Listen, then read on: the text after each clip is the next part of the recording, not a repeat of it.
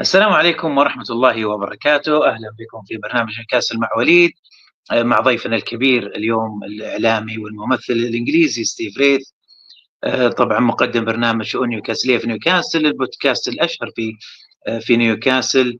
Let's we would like to welcome Steve Wraith. Steve Wraith in the house. Welcome, sir. Hi, Al-Walid. Nice to be back. How are you? I am great, and we are happy about the result yesterday, and of course, before the team visiting to Saudi Arabia. I would like to thank you for coming, sir. It's been a pleasure, as always, and I want to apologize to use the UFC Matters song or theme in my advertisement. It's okay. No worries. You've given plenty publicity over the years, Al-Walid, so no problem. It's really great theme, great music. Of course, we want to talk, sir, about the game yesterday. We see Eddie Howe kind of going to back old formation. We're showing Joe Linton on the left wing. We would like to give us some feedback about yesterday game. Yeah, I mean, Newcastle travelled down to Nottingham Forest. I was at the match, and to be fair, Nottingham Forest have had such a wonderful start to the season.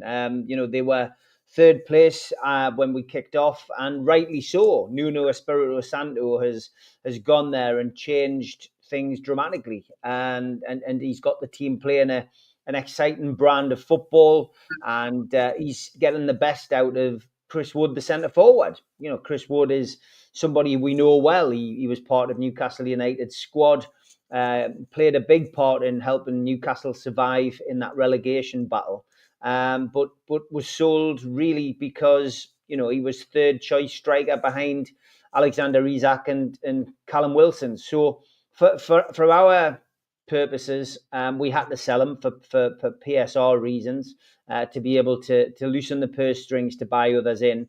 And Nuno has got the best out of him. He set the team up to supply, the crosses for Chris Wood to score goals, and that's what he's done. He scored 8 goals in the Premier League. He'd scored 3 goals in his last 3 games before Sunday, and he would have been very confident going into yesterday's game. I said on NUFC Matters last week that the thing that Newcastle had to do was to man mark, Chris Wood out of the game, but also to stop the crosses, to frustrate Nottingham Forest by cutting out the supply line, and Newcastle did that. The first half, it was frustrating. Newcastle didn't really seem to press. We felt, that Newcastle could have done more in that first half, and it just felt as if we were quite slow and at times pedestrian. But we came out in the second half and we changed things, and we stepped up a gear. We went 1-0 down, of course, in the first half. It was a poor goal to concede in so many ways. It was never a corner. First of all, the ball was not, the ball went out, and it should never have been a corner. There's then a free kick given, and Newcastle were caught out on that set piece, and it was a good header, a great header by the Brazilian. Put us up against it, and I think had Newcastle gone 2-0 down, it could have been a mountain to climb, but we didn't. We managed to keep it at 1-0, and it felt as if we could change it in the second half. I didn't think it was going to be as comprehensive, but in the second half, Newcastle came out and they went up a gear. They changed the way that they played. They kept the same team. They kept the same formation. Gordon was allowed to swap. He can move from left to right, which is great. And we just bullied Nottingham Forest in that second half, and we really deserved our equaliser, which of course, Alexander Isak has been in great form in the last few games. The ball coming from a set piece. Newcastle haven't done well in set pieces recently, but falling to Alexander Isak, and it didn't look as good as a goal as it was. Obviously, when you're at the game, you only get a chance to see it once. And that goal, it looked like a scrappy goal, but when you got a chance to rewatch it on television later on, it was a wonderful finish. It was, it was the way that he placed it in that bottom corner was the only place that the goalkeeper wouldn't have got it, and it was just a great goal. And once we scored that goal, Newcastle's confidence had lifted. Bruno, of course, had gone close earlier on, but it was our other Brazilian, Joe Ellington, who really, was in great form yesterday. A man of the match performance. He came through that midfield as if nobody was there, and he looked up and he picked the perfect shot and picked the perfect spot in the goal to put Newcastle ahead 2-1. And from there, it just felt as if we were going to score with every attack. There was a couple of opportunities before the ball came to our super sub Harvey Barnes, who rounded the game off with a wonderful finish to make it 3-1, and Newcastle won the game. And two completely different halves. When you listen to the interviews after the game, Eddie Howe had said that was the plan. Joe Linton also said that was the plan, to start in this particular way and change things in the second half. And you could see, if that was the game and that was the plan, then fantastic, it worked. And 3 wins in a row, 2 wins in a row in the Premier League, 2 great wins as well. Arsenal, of course, who are we're supposed to be chasing the Premier League title, and of course Nottingham Forest, who are sitting in a Champions League position at the minute. So Newcastle have beaten both of them in the last 2 games. Add to that the Carabao Cup win against Chelsea. It's been a great end to October and a great start to November. So very happy with that result yesterday. Steve, after 3 years now with under management of Eddie Howe, if we see yesterday, I read into the fans' comments in my group of WhatsApp society, and of course this is also going in Newcastle. They've been discussing the change of position of the selection of the players, especially in Eddie Howe, the wingers, which are changing since the beginning of the season. Murphy, Almiron, Harvey Barnes on the bench, and Joelinton yesterday was in the left wing, and also Tonali and Longstaff seem Eddie Howe prefer, for tactical reason, prefer Sean Longstaff over Tonali due to defense. It's looked like Eddie Howe now going, not choosing what it looks better on paper, just choosing what look better performance. Yeah, I mean, Sean Longstaff is one of those players that splits fans' opinions. Some people like Sean Longstaff. Some people prefer to have somebody different in that position. But for me, I like Sean Longstaff. He's a Geordie. He's a local player, and he's somebody who can do the dirty work. He does the dirty work, I believe, the job that nobody else likes to do. And that makes a big difference for Newcastle moving forward. You need somebody to cut out those kind of, the playmakers in the team. And for me, that's something that it's work that gets unnoticed. People don't realize that, that is very much a part of the game. But it's a simple thing that Eddie Howe has done over the course of these last 3 games. He has taken Joelinton out of midfield, and he has put Anthony Gordon into a right-hand side position and allowed Joelinton to go left, which is where he linked up with Joe Willock last season. And bringing Joe Willock back in gives us that little bit of pace and attack and energy, and it's just that little change that he's made, bringing Longstaff back in. Statistically, Al-Walid, we've never lost a Premier League game this season with Sean Longstaff in the team. Now, I know statistically people will say, well, in 2 of those games, Sean Longstaff was substituted, and Newcastle were losing when Longstaff was on the pitch, but then we went on to win. But it's still a good stat. It does show that Sean Longstaff plays a big part in Newcastle's fortunes. So, yeah, there's no surprise to me that he's come in and done well. And we weren't playing badly. We weren't playing badly before that. We looked at a team going forward, but we just couldn't score goals. It was a couple of games in particular. Everton, 21 goals, 21 shots on target, and we didn't score a goal, and we missed a penalty. Ultimately, that was the reason we lost that game. We didn't win all 3 points. We just couldn't score goals. We've now found our scoring touch again. Alexander Isak is scoring goals again. We're scoring goals from different parts of the pitch again. So we are on the up again. We found our scoring form, and that's good news. But yeah, I think a lot of it's down to the tactical change and the fact that he's moved Sean Longstaff back in and he's moved Joe Linton out wide. It's given us that opportunity to change things. But yeah, it's good. It's good to see. Now we are close to top 4. We see maybe 6 teams having the same number of points. Now about 7 weeks until January. What our expectation or what your expectation for January, and what we expect from Paul Mitchell and Eddie Howe, especially now with the balance book is now like a new sheet.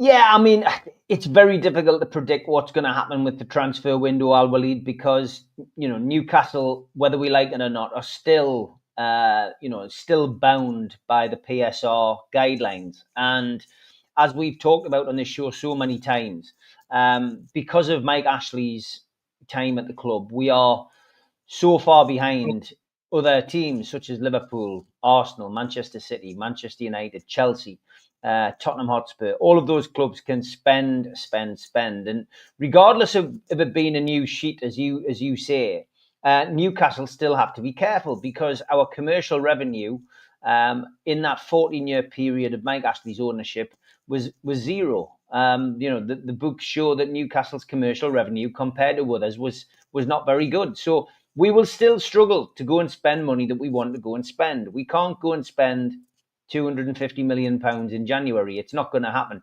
So I would say to people who support Newcastle, just don't expect anything exciting in January. And if something exciting happens, great. But prepare yourself for disappointment. And if something happens, at least we can all be happy. But I don't think there's going to be huge investment in January. And it's become almost, a poor window for everybody, January. Nobody tends to spend big money in January. It's a difficult window to operate. Can Newcastle sign players? Can players be brought in? Of course they can. Can players go out? Of course they can. But from our perspective, I wouldn't expect too many big names. I've seen us linked quite a lot with the guy at Brentford, and Mbeumo. He looks a great player, and certainly a player that would fit into Newcastle United's team and squad. But will Brentford sell him? Will they sell him now? I don't think they would want to let him go in January. Of course, if the offer's right in the summer and Newcastle are genuinely interested in him, of course a deal would be looked at and potentially done. But we know nothing.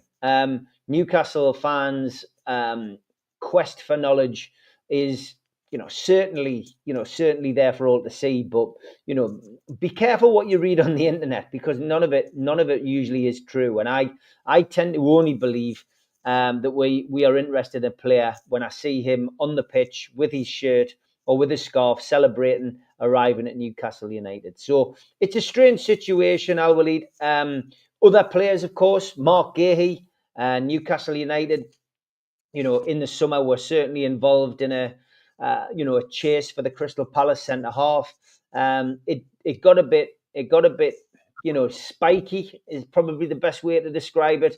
The Crystal Palace chairman wasn't happy with Newcastle's offers. Newcastle, probably not happy that it all got played out in public. But generally speaking, it was clearly a player that people at Newcastle wanted. Eddie Howe were led to believe from media, in and around St James's, that this was the player that Eddie wanted in the summer. We didn't get him.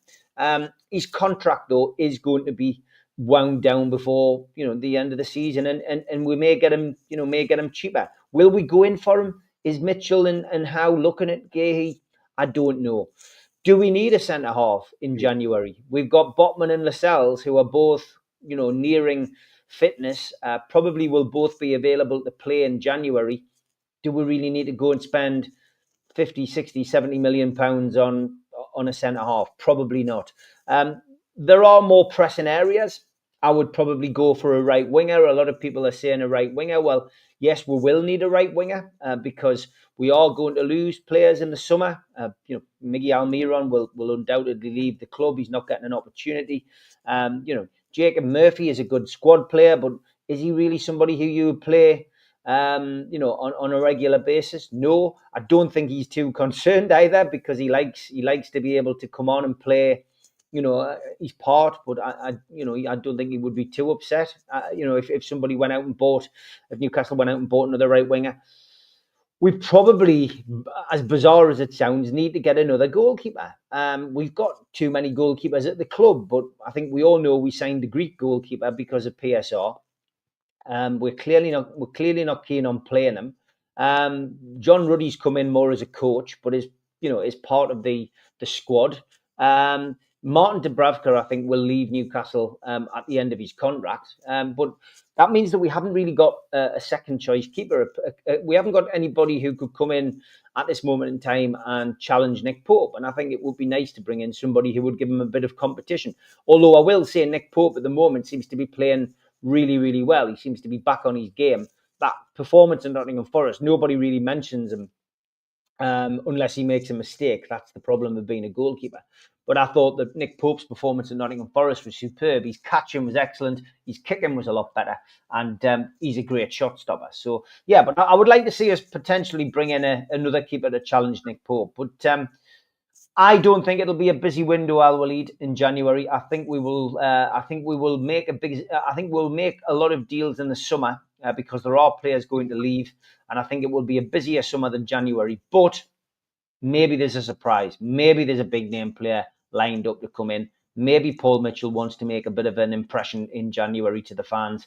But his job isn't to keep the fans happy. It's to keep the owners happy, and that's what he'd be looking at. The players that he brings in have to be right for the football club, have to be right for for the team, and have to be right for Eddie Howe.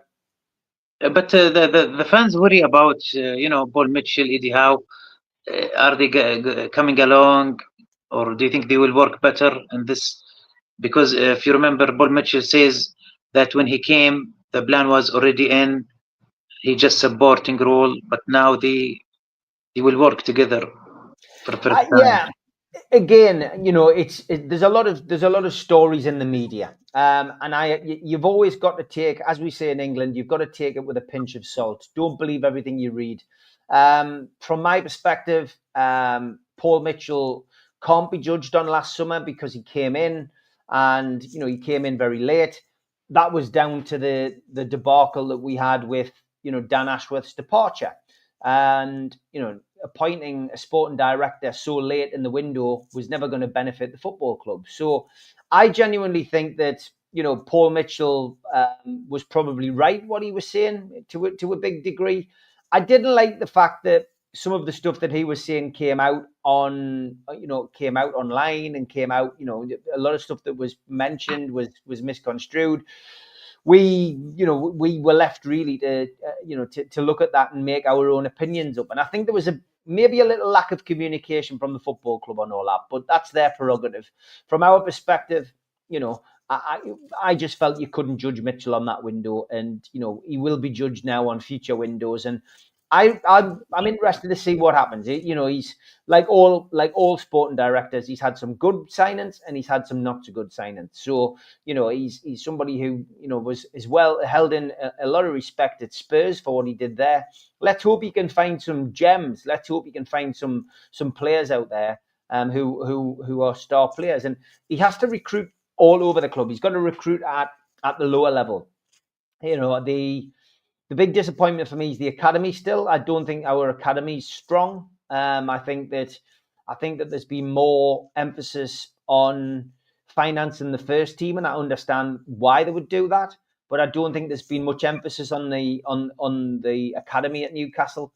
And ultimately, the academy is something you need to concentrate on at any football club, because that essentially is something that brings players in and brings players locally. Local players can come, and it saves the club lots of money. Look at Elliot Anderson, for example, somebody who was a homegrown player who Newcastle managed to sell to Nottingham Forest for over £30 million, which helped get them out of the situation that had developed with PSR. Newcastle could have lost points if that had been the situation. So, from my perspective, I'd like to see Paul Mitchell improve things across the club, and that doesn't happen overnight, Al-Walid. It takes time to do that. It won't happen overnight. But yeah, I think January will be an interesting January. I do think we'll see somebody come in, but I don't think we'll see many players come in. But I may be wrong. We saw last night Gibson White and Elanga against us. What do you think of their performance, especially that we know that Eddie Howe was caring for them to join Newcastle? Yeah, I mean, it was interesting to see that Elanga was potentially a player that could have come in at the end of the transfer window in the summer. Look, Elanga is a very good player, an intelligent footballer, and somebody essentially who could, put across his, put across a ball and create some very, some very, very good balls in for Newcastle.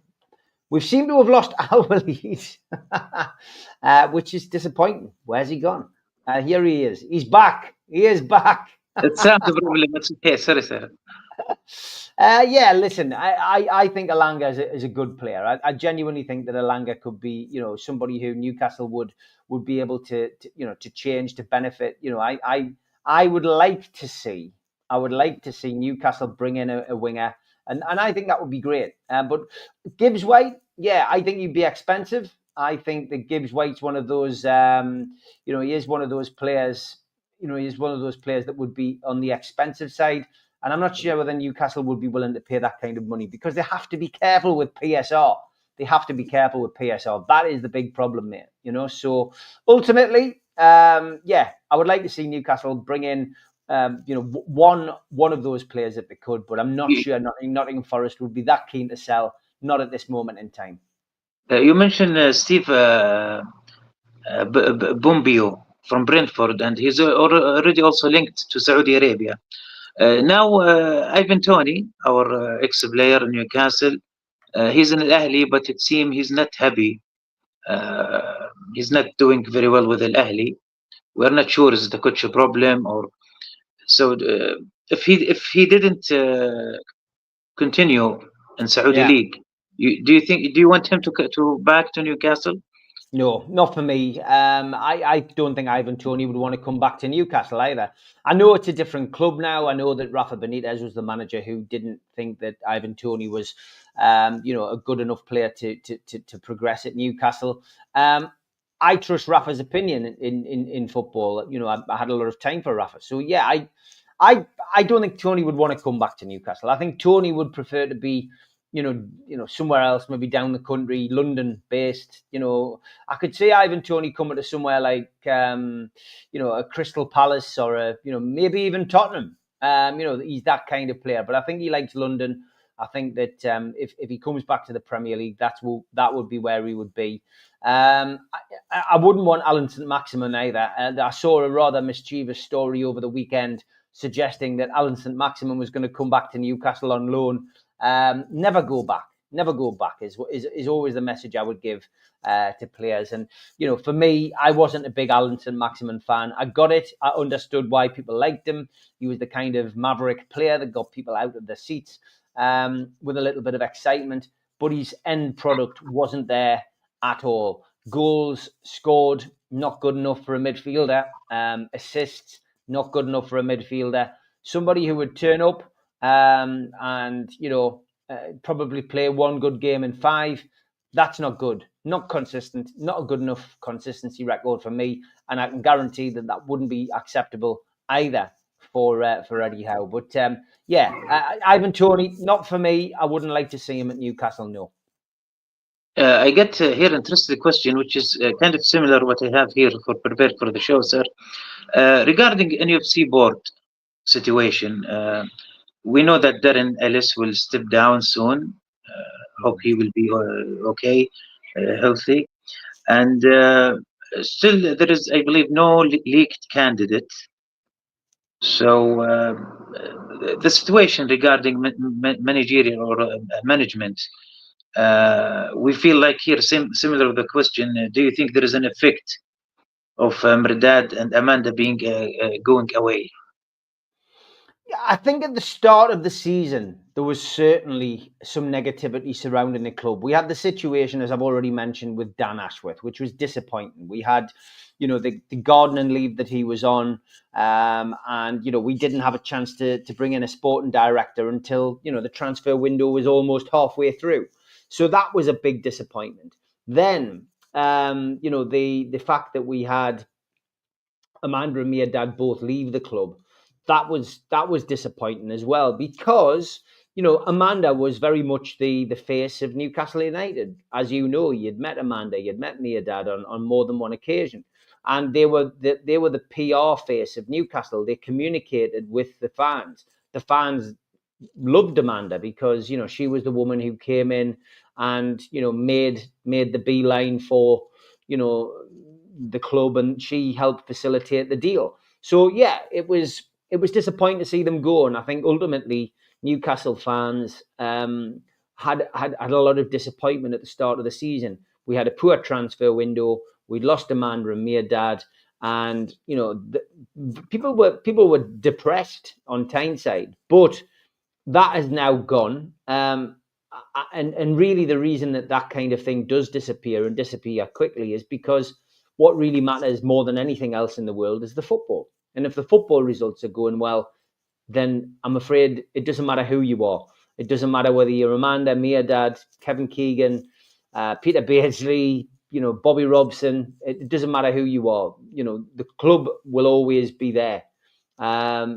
People come and go. And Amanda and Mehrdad said when they came in that they were custodians of our club, and it was our club. And that's exactly right. So, yeah, quite rightly, a lot of disappointment when they left. Darren Eales, of course, was the CEO. As you've quite rightly said, we hope he recovers from the illness that he's been diagnosed with, but it's been enough to have the club come out and say that Darren will be moving on. So Newcastle will appoint a new chief executive, and we wait to see who that is. But there's been no news. There has been no information on that. We know the only other thing to change was the shareholdings, which is what your viewer talks about. And we just know that PIF, the Public Investment Fund, have got 80%, and that the Rubin family have 20% now, which makes it quite easy to understand our ownership structure. So, the Rubin family are very rich, very well respected, and have a lot of business interest in the Northeast. So, it makes sense. And, Amanda and Mehrdad, you can see on their social media, they are still very much interested in Newcastle and still have a lot of kind words to say about Newcastle as and when things happen. Steve, personally, I'm away from Newcastle, but I feel when I'm reading, like in daily reading, I feel there is a gap between the relation between the club and the fans since Amanda and Mehrdad gone, especially the social media. I would agree. Yeah, I would agree. And maybe that will change when the new chief executive comes in. Darren Eales has been in the job a short amount of time. Listen, Darren has interacted with the supporters. He's been to the Stack. He was quite prevalent at the Champions League games. He's come out and spoken to the supporters and given comment on things. But you're quite right. There hasn't been that kind of interaction that we've seen with Amanda and Mehrdad. But I guess, playing devil's advocate, you could say that no other. When you look at other clubs, Manchester United, Liverpool, etc., do their chief executives come out and communicate with the supporters all the time? No, of course they don't. So Newcastle is different. And people will go, well, why is Newcastle different? Well, it is. It just is different. But we've had 14 years of Mike Ashley.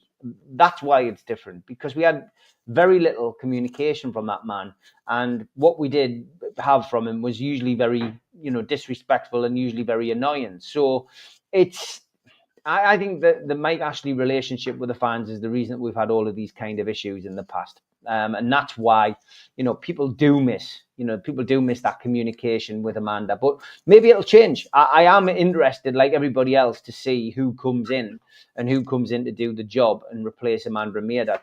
I'd love to see Amanda come back in some capacity, and I don't think that's out of the question. Certainly would not come back as an owner or somebody to have a shareholding. But why not offer Amanda a job and give her a position as somebody who was, head of public relations, or would Amanda want to do that? Who knows? But listen, it's maybe, like I said about Ivan Toney, never go back. Maybe Amanda and Meardad feel that they've got the relationship with Newcastle fans. They'll always have that relationship. They'll always be loved for what they did up here. They'll always be welcomed back, certainly from the fans anyway. But yeah, interesting times, I'll lead on that. Interesting times. Yeah, we need to move forward, and I believe they move forward. Great answer, Steve. Now Newcastle will visit Saudi Arabia. Your comment, Steve, and also if you have a message to, let's say, to BIF or the management of Newcastle in Saudi Arabia. Yeah, I mean, Newcastle, are always looking for warm weather breaks at this time of the year. November is cold in the UK, and that really is why Newcastle will always use their relationship with Saudi. PIF are the owners of Newcastle United, so to be able to go there and use the facilities and be part of the community over there is the right thing to do, and they would be welcomed with open arms. So yeah, I think it's good. It's good that they go there. It's an opportunity for those players as well who are not going on international duty to train in a decent climate. Weather in the northeast is not good for injuries. You when you're cold, you need to warm up, and you know yourself in the job that you've done over the years. It's a bad time for getting hamstring injuries or whatever, strains and stuff if you don't warm up properly in cold weather. So going on a warm weather training trip is good. It's also good for morale. It's good for the players to go across and spend some time with each other away from families. It's good for Eddie Howe to get the message in. So for those players such as Asula, for example, who we haven't seen a great deal of, and others, I'm sure that there'll be one or two of the players such as Sean Longstaff, etc., going across there. It'll just be a good bonding time for them. So it's an opportunity to go, and there's one or two players, of course, who've been called up for international duty who won't get that opportunity. And as we're on air, Tino Livramento has now been called up for England. So both of our fullbacks are both being called up by England. We may have England's two fullbacks for the next 10 years, which could be interesting. Anthony Gordon was called up. Not sure whether he will be fit enough to go, but yeah, it's good. It's a good opportunity for those players to go who aren't on international duty and just have a little bit of rest and relaxation with a bit of training and a bit of time with Eddie and Jason. This is the third time, but first time without a game, just a training. Yeah, and I don't think every time you go to Saudi you have to have a game. I think that we've done that now. I think those kind of exercises are more about spreading the word of Newcastle United to the country and the people of Saudi Arabia. But it's this is more a business trip, if you like. It's a chance for Newcastle United to go and work on things that they've been working on at home. So yeah, I'm not surprised that they're not playing a game. There's not enough time, and yeah, Newcastle have had a lot of games, to play in this last 4 weeks. So to have that little break, to rest their limbs, but also to do a little bit of bonding and to train together. I think it's a great idea. It's a great move, and something certainly you can Eddie Howe has said it. He quite likes to do it. Surprisingly, here in Middle East, they are talking about that Guardian article or news about Mourinho, that he's waiting to Eddie Howe to fail to replace him. What's your comment on this? Again, it comes back to what I was saying earlier about journalists and stories. There will always be a little bit of truth in what you see, but sometimes these stories are put out by agents, and don't forget that managers have agents too. Sometimes they can just be stories where when you read the headline says one thing, but when you read the story, it says something completely different. And anything can be misinterpreted. Al Walid, you know yourself, we've been a victim of it ourselves. And, people can say that you said one thing when you actually meant something else. People can clip things on YouTube and make it sound as if you've said something and, you've meant something else. So that's what journalists can do. I'm not saying that's what all journalists do. But I know that, sir, but the weird thing for this matter is here in Saudi Arabia and the media, they're talking about that, which is for me is weird. Yeah, and that's because it's a news story. 3 weeks ago, we weren't winning games. We were playing well, we were creating chances, but we weren't winning games. So naturally, the papers in the Northeast, the press in the UK, not necessarily the Northeast, were saying that the pressure was on Eddie Howe. And from our perspective, that's where these stories come from. So Mourinho is obviously managing another team. He is interviewed, and people say, maybe mention it, and he says something along the lines of, I would like, maybe in the future I would like to go and manage back in the Premier League, maybe a team that's not in Europe. So Newcastle, not in Europe. Mourinho used to work for Sir Bobby Robson, and Mourinho has gone on record many times and said that he loves Newcastle. It's a special stadium, it's special fans, it's a special club. So naturally, the special one is always going to get linked with the job at Newcastle, whether it's free, vacant, or not. And I think that shows, in some ways, it shows disrespect for Eddie Howe on the media's behalf. But there is not an interview out there where Jose Mourinho says, I would like to have Eddie Howe's job at Newcastle United. And that is essentially what these newspaper headlines are saying, and that is incorrect. That's not happened. That hasn't been said by Mourinho. But yeah, there are tentative things that you can pick up, and you can twist the words and say, oh, Mourinho wants his job, or he's been lined up for the job. At the moment, Eddie Howe has got a contract. He's at Newcastle United. He's just celebrated his 3rd anniversary in the job by getting us into the quarterfinals of the Carabao Cup, and by beating Arsenal at home, Nottingham Forest away, and getting us 1 point away from the Champions League at this moment in time, going into the Christmas fixtures. So I don't think Eddie Howe is ready to leave, and I don't think Newcastle United are ready to replace him with anybody, including Jose Mourinho. Last 2 minutes, sir, and last one question, because I want to keep my promise to finish on time for first time. Your latest with movies? Yeah, I've had a bit of time out. I'm busy writing a play at the moment, which is nice, something a bit different, a bit of theatre. I've been doing a bit of theatre. I've been working on stage stuff, so no films, no TV this year. I've had a little bit of time out. I did keep my promise to one of my friends by writing a poem a day. So every day I write a poem. I've been doing that since the 19th of December, 2023. So we are quickly approaching the anniversary. So I've got another month to go, a month and a couple of days to go. But yeah, I enjoy doing it. I am being creative, but I'm being creative in other ways. And in England, we always we pay our respects on the 11th of November, the 11th hour of the 11th day of the 11th year. And my poem today: poppies worn, wreaths are placed, the 11th hour, the 11th day.